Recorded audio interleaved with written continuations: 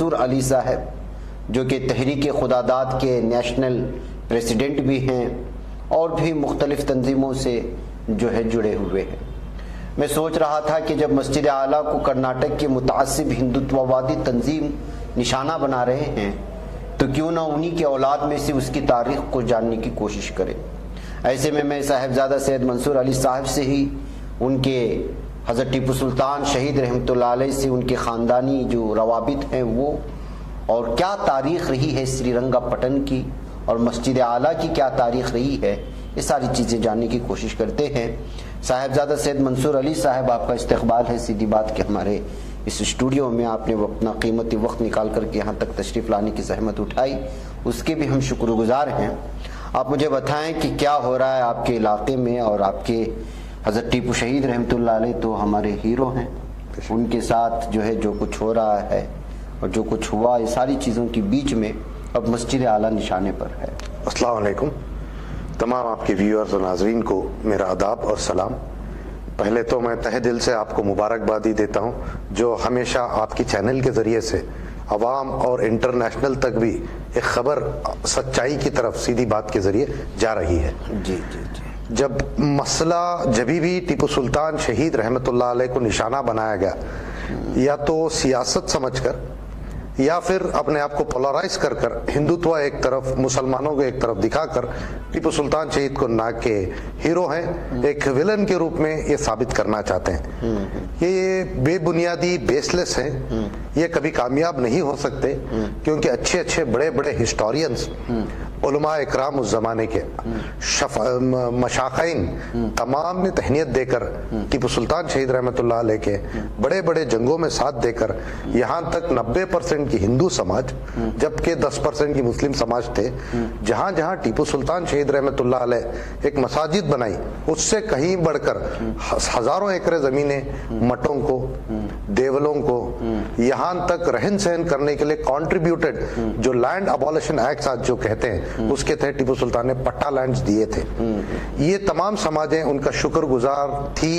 200 साल तक भी, आज भी है। ये शरारत पसंद जब से फिरका परस्त ताकतें आगे बढ़ी है, जिसको कह सकते हैं वीएचपी, आरएसएस, बजरंग दल, उनका एक मोटिव है कि उन लोगों के तहत आज़ादी नहीं मिली थी, उन लोगों का किरदार कभी रहा नहीं आज़ादी में, तो जो जो आज़ादी के लिए पार्टिसिपेट किए उन तमाम का इतिहास से हटाए, उनके दिए हुए कॉन्ट्रीब्यूशंस को भी मिटाए, उनको इतिहास को ख़त्म करे करके। जब तक हम और आप जैसी शख्सियतें हैं और तमाम हमारे उलमा इकराम हैं जो जज्बा जिंदा ये होने नहीं देंगे। लेकिन हमें उस चुप इंफॉर्मेशन उनकी किताब में मुझे मिला था जी, उसका रेफरेंस भी जब मैं लेता हूं तो मस्जिद आला का बहुत बड़ा रेफरेंसेस मिलते हैं जी। आज जब मस्जिद आला और जामिया मस्जिद पर निशाना बनाने का मकसद ये है कि कर्नाटक इलेक्शन के नजदीक पर है, जब भी इलेक्शन करीब आता है तो पोलराइज करने के लिए कुछ सेक्युलर जमातें टीपू सुल्तान शहीद का जब हाथ थाम कर टीपू सुल्तान शहीद की यौम पैदाइश बनाते हैं तो टीपू सुल्तान शहीद की अपोजिशन पार्टियां उनको नेगेटिव बनाकर मुस्लिम वोट को पोलराइज करने के लिए टारगेट बनाते हैं। जिस तरह से उत्तर प्रदेश में हाल ही में ज्ञानवापी मस्जिद या फिर ताजमहल को तेजो महल जैसे एग्जाम्पल, हाल ही में मंगलूर की मस्जिद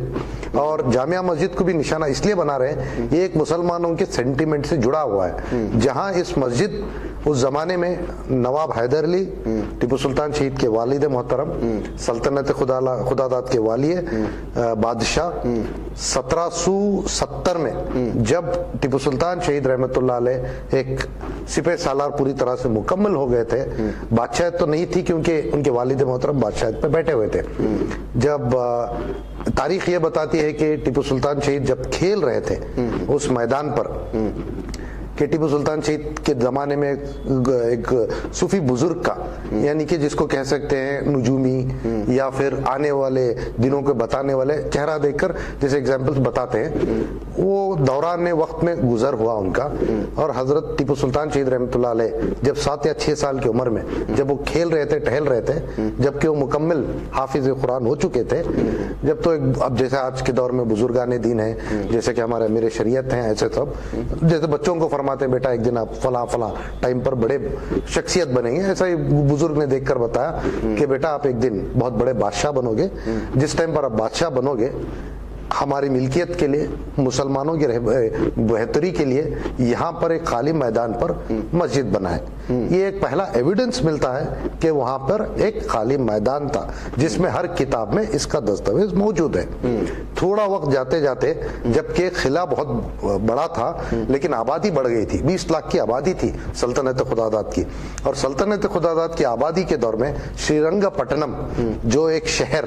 कैपिटल सिटी ऑफ सल्तनत खुदादाद था, वहां पे 20 लाख की आबादी में कम से कम 18 से 15 लाख नॉन मुस्लिमों की आबादी थी, जबकि 30 से 35 हजार फ्रेंच ऑफिसर्स की आबादी थी, जबकि मुसलमानों को सिर्फ एक ही मस्जिद थी वहां पर जिसका नाम मस्जिद फातिमा था। अच्छा जी, जहां पर मंदिरों की आबादी वहां पे 35 से ज्यादा मंदिरें थी। रंगनाथ स्वामी मंदिर, गणेशा की देवस्थाना, शिव की मंदिर, नंदी मंदिर। अगर टीपू सुल्तान शहीद देशद्रोही या हिंदू विरोधी थे पहले वो देवस्थानों को तोड़ाते, जबकि टीपू सुल्तान शहीद ने कभी वो देवस्थानों को हाथ नहीं लगा, बस कि इसके बदले में जब इनके प्राइम मिनिस्टर टीपू सुल्तान शहीद के पूर्णिया पंडित थे, वो भी एक बहुत बड़े उस दौर के स्वामी जिसको ऋषि स्वामी कहते हैं, जैसे आज हमें श्रृंगेरी मठ के स्वामी को ये लोग अदब देते हैं, उस तरह का उनका मकाम था। उनकी सरपरस्ती में टीपू सुल्तान शहीद चाहते तो वक्त के बादशाह अपने आप से इजाजत लेकर अपने आप के हुक्मरान वो कुछ भी फैसला ले सकते थे, फैसला नहीं लिया। गोवर्धन स्वामी को इनवाइट किए, ये तमाम स्वामियों की इजाजत से कहा कि आपकी सरपरस्ती में मस्जिद आला की यानी कि कंस्ट्रक्शन चालू हो, जिसके संगे बुनियाद भी टीपू सुल्तान शहीद के वालिद के साथ उस जमाने के उलमा इकराम, उस जमाने के मुफ्ती आजम, मशाइखीन और तमाम पंडितों की गैर हाजिरी में ये काम चालू हुआ। मुकम्मल तरीके से 1770 में जब मस्जिद बनी गई, उस जमाने में क्या था, आज के जमाने में हमें आर्किटेक्ट नए तरह के मिलते हैं, जैसे कि टर्की की कोई आर्किटेक्ट की मस्जिद है बेंगलोर के अंदर, कहीं सऊदी अरब के आर्किटेक्ट की है, कहीं पे एग्जाम्पल यूरोपियन की भी है कहीं मस्जिदों पे। उसी तरह टीपू सुल्तान शहीद कभी किसी का दिल नहीं दुखाते थे, यानी कि इंडो हिंदू इस्लामिक कल्चर से वो मस्जिद बनाई गई थी ताकि वो मस्जिद सिर्फ मस्जिद ना रहे, लोगों की एक कोर्ट बने जिसमें लोगों का मसाइल हो, लोगों की परेशानियां वहां पर मुझ तक यानी कि मालूम हो, क्योंकि आप तो पंजगानी नमाजी थे, साहिब तरतीब थे, आपका तो हर जब वो सल्तनत खुदादाद की कैपिटल में रहते तो 5 टाइम मस्जिद पे आते थे, लोगों से उनको डायरेक्ट मिलना उनको पसंद था, जबकि दूसरे बादशाह कभी डायरेक्ट नहीं, दीवान के जरिए या फिर कमांडर्स के जरिए मैसेज आता था। टीपू सुल्तान शहीद हमेशा जब मस्जिद के बाहर निकलते लोगों की भीड़ खड़ा रहती थी, जिसमें हिंदू था, मुसलमान था, क्रिश्चियन था, सिख थे, तमाम समाजों ने टीपू सुल्तान शहीद को दस्तावेज देते थे कि हमारी ये परेशानी है। उसी दौरान में टीपू सुल्तान शहीद ने ये तय किया यहाँ पे एक हमेशा पंचायत बैठे, उस तमाम जो मंटप जिसको कहते हैं, आज के दौर में हम कहते हैं कल्याणा मंटप जिसको, उसका नाम उस जमाने में हिंदू के कन्नड़ के अंदर मंटप कहा करते थे। उस मंटप को इस तरह से डिजाइन किया गया कि लोग कोई भी समाज का है बुरा ना माने, तो इसलिए उसका आर्किटेक्ट इस तरह से बना गया कि उसके अंदर जानवरों के भी कुछ निशान, जिसमें टीपू सुल्तान शहीद को शेर बहुत पसंद थे, जिसमें बाघ बहुत पसंद थे, जिसके अंदर कुछ हाथियों के भी निशान हैं। इसका एक सिंबल है, सिंबल का मतलब ये नहीं कि वहां पे एक मंदिर थी, अगर वो मंदिर अगर होती तो वहां पे एक मूर्ति होना था या फिर पूजा का पार्ट टाइम चलना था, जिसके अंदर पूर्णिया पंडित चाहते तो भी टीपू सुल्तान शहीद के बाद उस मस्जिद का ऐलान करके नहीं ये मस्जिद हमारी है, इसको तोड़वाना है करके, ऐसा कहीं भी दाखिलों में कोई चीज नहीं है। It is a total baseless, जहां बेस भी अगर हम फाइंड आउट करेंगे ये लोग हार जाएंगे, लेकिन हमें उसमें मजबूती से मैंने आगाज लिया है, इन तमाम उलमा इकरामों की मदद लेते हुए, तमाम एडवोकेट्स की मदद लेते हुए, सबका मशवरा कर इस मुहिम को हम आगे बढ़ाते रहेंगे और चलाते रहेंगे। इस वक्त जो मस्जिद आला का जो मामला चला, इस सिलसिले में जो है क्या एक मजबूत दावेदारी हो रही है मुसलमानों की जानिब से आपके हिसाब से, या फिर ऐसे ही बस? मैं बात को आप और एक बात कंप्लीट कर देता हूं हजरत। 1954 के एक्ट में आसार खदीमा बना। आसार खदीमा हिंदुस्तान की सरकार भी ये डॉक्यूमेंट बनाई कि जो हाल आज़ादी से पहले की थे वही चीज़ों को वैसा ही मेंटेन किया जाए, लेकिन ये हमारी बेफरमानी समझिए या फिर नादानी या फिर कुछ बाबरी मस्जिद हम गवा लिए। फिर बाबरी मस्जिद गिरने के बाद एक फिर 1991 का एक्ट बना जो मसाजिद आर्कियोलॉजिकल के अंदर है, एज पर द स्टेटस होनी चाहिए। लेकिन अब ये लोग एक रास्ता बना रहे हैं, जैसे कि तंजीम, हिंदू तंजीमें, कि हम इस मस्जिद को टेम्पल प्रूफ करें। लेकिन ये ऐसा आसान नहीं है, क्योंकि एडमिनिस्ट्रेशन के पास जाना है, एडमिनिस्ट्रेशन से इजाजत लेना है, एडमिनिस्ट्रेशन भी इसकी इजाजत नहीं लिख सकती,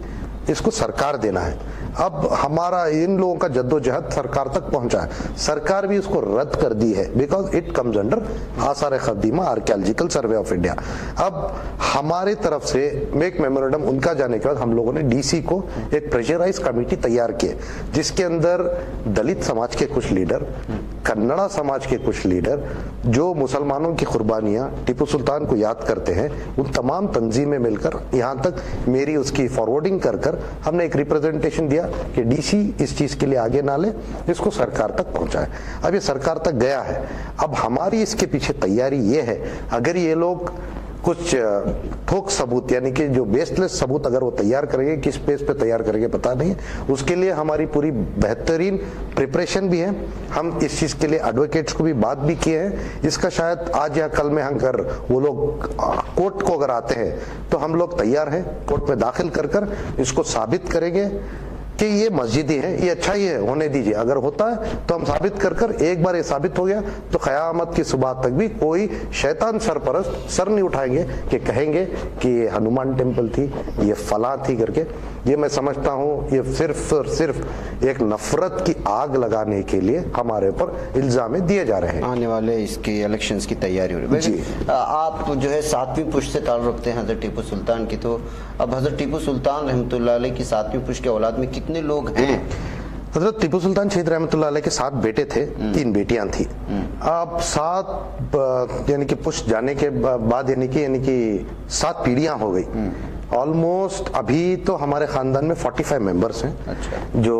ब्लड रिलेशनशिप 13 मेंबर्स हैं, यानी कि दूध रिलेशनशिप जिसको माँ के तरफ से कहते हैं, फीमेल डिसेंडेंट, वो एक 22 है। अच्छा। जिसके अंदर हमारी एक कमेटी है, Mysore family Fatiha fund of state, Calcutta के अंदर, जिसके अंदर वो मस्जिद भी हमारे अंडर है, टीपू सुल्तान शाही मस्जिद कलकत्ता की टॉलीगंज में, और टीपू सुल्तान शाही मस्जिद धर्मतल्ला में, वहाँ एक रॉयल कब्रिस्तान है जिसमें अंग्रेज 507 एकड़ जो जमीन दिए थे, उसकी कमेटी की देखरेख सब हमारे एक चचा हैं शाहिद आलम साहब, उसके सेक्रेटरी हैं, और एक प्रेसिडेंट हैं, और हमारे जो साले हैं इस्माइल शाह जो सज्जादे होते हैं कि तो बड़ी औलाद से वो आते हैं, वो उनसे तो वो देखरेख कर रहे हैं। अच्छा। उसके अलावा गवर्नमेंट यहाँ पे क्या करना था, 1970 में हमारे साथ किस तरह से नाइंसाफी हुई इंदिरा गांधी के साथ, जबकि तमाम रॉयल फैमिलीज को रॉयल स्टेटस दिया गया था, चाहे वो इंदिरा गांधी के दौर में हो, चाहे जवाहरलाल नेहरू के दौर में हो, चाहे वो राजीव गांधी के दौर में, हर किसी को, जैसे ज्योतिराज सिंधिया जिन्होंने इन्होंने वफादार समझा, लेकिन एक ना एक दिन धोखेबाज बनकर